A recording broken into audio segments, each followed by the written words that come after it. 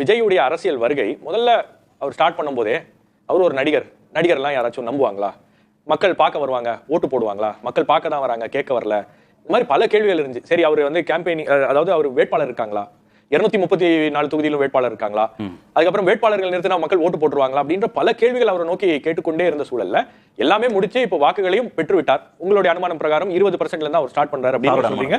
Sir சொல்றாங்க, எல்லாரும் அதை ஒத்துக்கிறாங்க. 15 இருந்து 20 அப்படின்றது அங்கிருந்தா அவர் தொடங்குறாரு அப்படின்றது தான் வந்து அவருடைய ஸ்டார்டிங் இதுவா இருக்கு. இப்போ 20% அவருக்கு இருக்குன்னு வச்சுக்கோங்க, லெட்ஸ் அஸ்யூம்.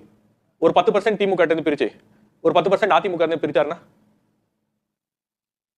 நடக்கலாமா, நடக்காதா? அவ்வளவு ஒரு சர்ஜ் இருக்கு அப்படின்னு. இந்த முறை வந்து புதிய வாக்காளர்கள் நிறைய பேர் வந்திருக்காங்க, யங்ஸ்டர்ஸ் நிறைய பேர் விஜய் பக்கம் இருக்காங்க. இப்ப நாம பேசும்போதே நீங்க சொன்னீங்க, அது அவர் சாரும் சொன்னாரு, ஒரு குடும்பத்துல அதிமுகவுக்கு அப்பா வாக்களிக்கிறாரு, இல்ல திமுகவுக்கு அப்பா வாக்களிக்கிறாரு, மனைவி குழந்தைகள் வந்து தாவேக்காக்கு வாக்களிக்கிறாங்க. 1:3 ஈக்குவேஷன் மாறுது அப்படின்னும் போது இது முந்தைய தேர்தல்கள் அப்படி இல்ல.